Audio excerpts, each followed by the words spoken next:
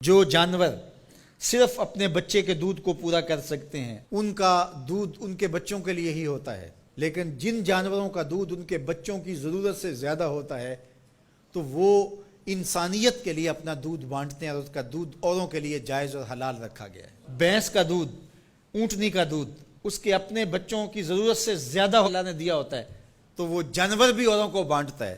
تو انسان کو اللہ نے اگر اس کی ضرورت سے زیادہ دیا تو وہ اگر نہ بانٹے تو وہ جانوروں سے بھی برا ہے، اس کو خیر بانٹنی چاہیے۔ طبیعت کے اندر بخل نہیں ہونا چاہیے، طبیعت کے اندر فیاضی، سخاوت ہونی چاہیے۔ اللہ کے محبوب علیہ السلام نے فرمایا سخی اللہ کے بھی قریب ہے، لوگوں کے بھی قریب ہے، جنت کے بھی قریب ہے، ہاں دوزخ سے دور ہے۔ اور پھر فرمایا کہ بخیل لوگوں سے بھی دور ہے، اللہ سے بھی دور ہے، جنت سے بھی دور ہے، ہاں جہنم کے بڑا نیڑے ہے۔ اللہ اگر عطا کرے تو اوروں کو دینا چاہیے۔ شادی شیرازی تو فرماتے ہیں کہ فقیر کی علامت یہ ہے کہ جب اس کو ایک روٹی ملے تو وہ بانٹ کر کے آدھی کسی دوسرے کو دے دیتا ہے اور آدھی خود کھاتا ہے، تاکہ اپنے اطراف کے اندر لوگوں کے دکھ اور درد بانٹے جائیں۔ تو اللہ تعالیٰ جل شانہ نے اس شخص کی مذمت کی گھوڑوں کے وصف بیان کر کے، گھوڑوں کی قسمیں کر کے، جو رب کی نعمتوں پر ناشکری کرتا ہے اور ہر وقت اس کا مطمع نظر دنیا ہے، تو کہا یہ عمومی لوگوں کا رویہ ہے کہ وہ ناشکرے ہوتے ہیں، وہ بخیل ہوتے ہیں، وہ ناقدر شناس ہوتے ہیں، تکلیف آئے تو واویلا کرتے ہیں، اللہ کی طرف سے نعمتیں آئیں تو پھر سانپ بن کے بیٹھ جاتے ہیں نعمتوں کے اوپر۔ یہ جو قنوط کا مزاج رکھنے والے لوگ ہیں، اللہ نے فرمایا کہ باہر سے کوئی دلیلیں لانے کی ضرورت نہیں۔ وَإِنَّهُ عَلَىٰ ذَلِكَ لَشَهِيدٌ۔ یہ ذرا اپنے اندر اتر کے دیکھیں اور ضمیر سے پوچھیں کہ کیا تم قنوط ہو یا نہیں ہو، تو جو قنوط ہو ضمیر بول کے کہے گا تم قنوط ہو۔ ذرا اپنے اندر اتر کر کے میں اور آپ دیکھیں کہیں ہم قنوط کے زمرے میں تو نہیں آتے۔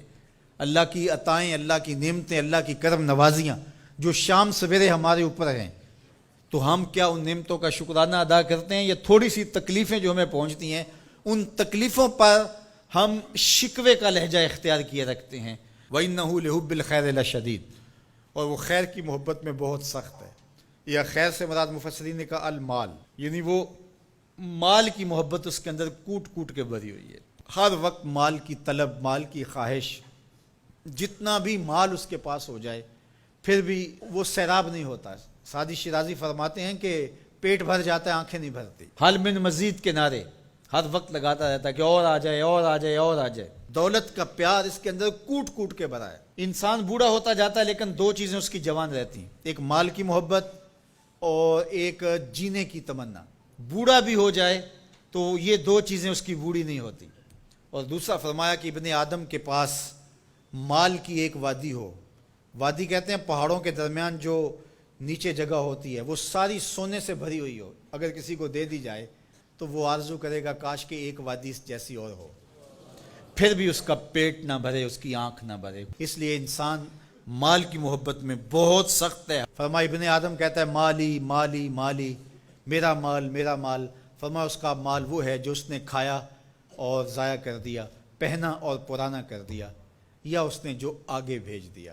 فرمایا باقی اس کا نہیں ہے، باقی وارثوں کا ہے، اور وہ کفن بھی میلا نہیں ہونے دیں گے، بانٹ لیں گے۔ جاندی واری ڈرونا بنیو تے ہاتھ نہ لاندے ڈر دے، جنہ لئی تو پاپ کمائے اج کتھے نہیں تیرے کر دے۔ وہ میاں صاحب اپنے لہجے میں بڑی خوبصورت بات کہہ گئے، بہت خوبصورت ہے کہ بڈھا بہ کے سوچاں سوچے میں مالک ہاں کردہ، بڈھا بہ کے سوچاں سوچے میں مالک ہاں کردہ، کر دے بہ کے کرن سلاواں بڈھا کیوں نہیں مرتا۔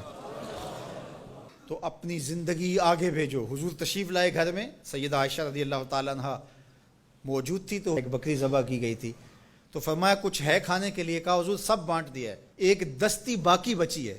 حضور نے فرمایا جو بانٹ دیا ہے وہی باقی بچا ہے، جو بانٹ دیا ہے وہی باقی بچا ہے۔ تو جو انسان آگے بھیج دیتا ہے، اللہ کی راہ میں خرچ کر دیتا ہے، لیکن بہرحال یہ تو تھوڑے لوگوں کو راز معلوم ہوتا ہے، اور یہ طبع میں چیز راسخ ہو جائے یہ تو چند لوگوں کا مقسوم ہوتی ہے۔ عمومی طور پہ جو رویہ ہے قرآن نے اس کو بیان کیا، وَإِنَّهُ لِحُبِّ الْخَيْرِ لَشَدِيدٌ، بے شک وہ مال کی محبت میں بہت سخت ہے۔